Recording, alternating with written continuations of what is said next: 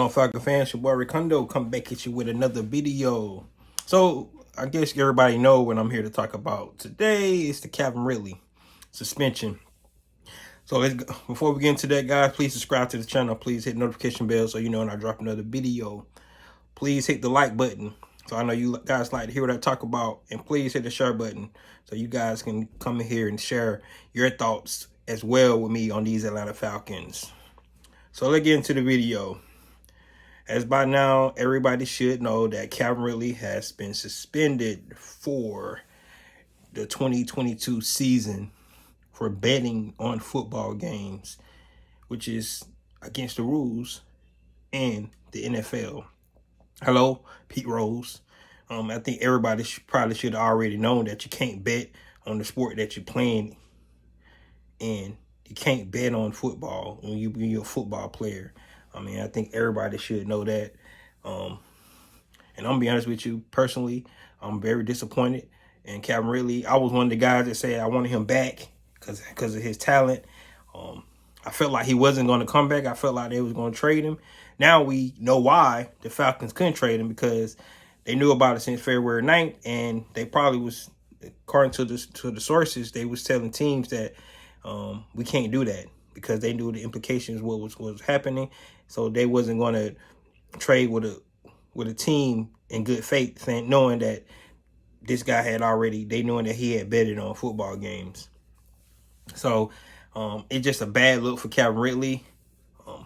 It's bad for the Atlanta Falcons, because now when you just think about Atlanta Falcons in general, we only got one receiver on the roster, which is Frank Darby, which is a rookie who didn't even really get much playing time. So, of course, I guess that opened up the door for Russell Gage to come back, maybe Olamide Zaccheaus to come back. Now we got to actually go out and probably get some veteran receivers as well in free agent, which probably change some of the plans that we had in free agency, because now we're not going to get a pick.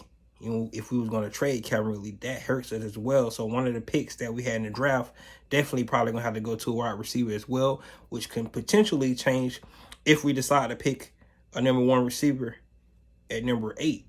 So, I mean, all these things, implications about Calvin Ridley, that's really hurt us.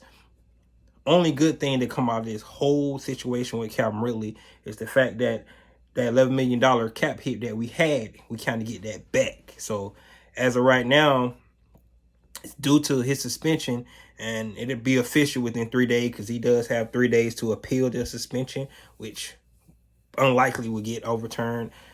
He admitted to it, that he actually did it. So he'll be suspended and will actually be under the cap because of a couple of Calvin Ridley, about $3 million be under the cap. So that's pretty much the only good thing that came out of this. But I mean, right after the statement came out that he was being suspended, then he get on Twitter talking about he bet at $1,500, which in my opinion, that even makes it worse.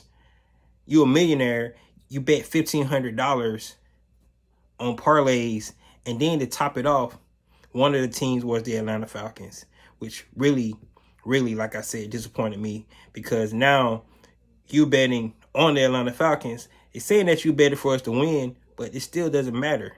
You could have contributed in that win. Everybody was respecting your wishes, you know, your mental health. A lot of people did not believe it. I had my doubts, but I wasn't going to get out here and blast you and all that kind of stuff. But just the fact that while you trying to take care of your mental health, you out betting on games, and you putting all these tweets out, man, just go away for a year. Nobody want to hear from you.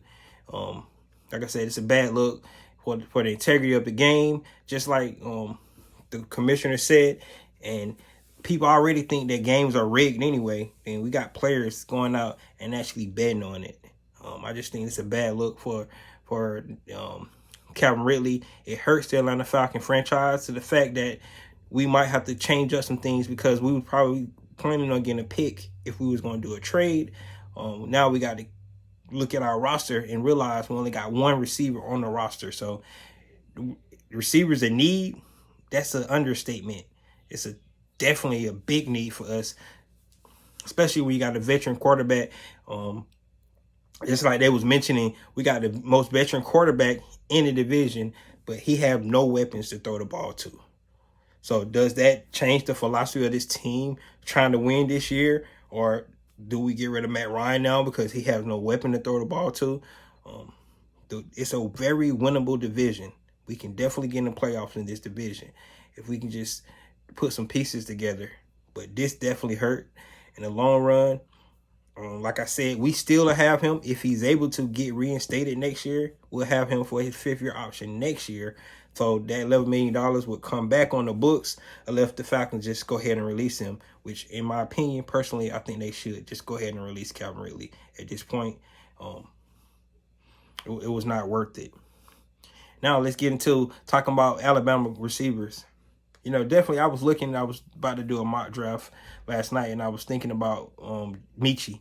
And I was like, man, Michi, Williamson, those could be some good guys to come up. But you know what? At this point, we just need to just do away with Alabama receivers at this point. Seems like they just not worth the angst, the pain that it caused us. We definitely had 10 years with Julio Jones, but the way he wanted to leave, and definitely could have helped us last year. I think we definitely could have been in the playoff team if Julio with us. Calvin Ridley would have been with us. We would have had a very explosive offense if those two guys would have been there. But let's just do away with Alabama. Then Amari Cooper might get released. That's another receiver that potentially could have had implications that we could have been going to look at him either. No Alabama receiver. Let's go in a different direction. We got Juju Smith-Schuster out there. We got Odell Beckham Jr. coming off an injury. Could be somebody. We got Allen Robinson coming up. We got Christian Kirk. It looks like the kid from Los Angeles Chargers probably going to stay. Of course, Green Bay receiver is going to stay, so we might not be able to get any of those guys. Jarvis Landry, if the Browns decide to go ahead and let him go. It's some veteran receivers that we can actually bring to this team, just depending on how much money they want. And definitely now, I think Cordell Patterson probably likely going to be back as well, because remember, he can definitely play receiver as well as running back. So there's just some implications of what happened with this Calvin Ridley situation. And I'm going to just honestly say, like I said, I'm very disappointed in Calvin Ridley. The young man had so much potential. His arrows are definitely pointing up. Even if he wasn't going to be with the Atlanta Falcons anymore, I could see that young man was going to be a superstar in this game. Now, his NFL career could be in jeopardy. If you recall, P. Rose, it took him, 30 years to get back to be affiliated with baseball. I don't know if the NFL is that strict about gambling, but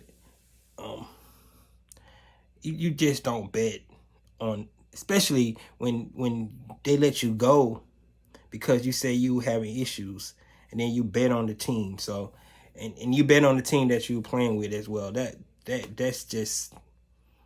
not a good look. It's disrespectful to your player, your teammate, the organization, and all the fraternity of the NFL players in a whole. He's probably not the only one. Some of these guys probably getting a little scared now, making sure that they don't get caught up. But it is what it is. So you guys let me know what you think about Calvin Ridley. Think about the suspension. Think about implications that it's definitely going to have with our Atlanta Falcons this year and how we're going to be able to move forward. Does this change our outlook on the season? What these guys should do in the draft? What these guys should do in the free agency? I just think maybe since February 9th that they already probably anticipated some of this coming down. So pretty sure that Terry Fontenot and Arthur Smith already got their game plan ready, what they're going to do. It's just unfortunate that we're finding about it now, and it's a shock to us, 7 days before the start of the free agency period. So that's all I got. You guys let me know what y'all think about Mr. $1,500 betting Calvin Ridley. So this your boy Ricondo. Come back at you with a quick video. Peace.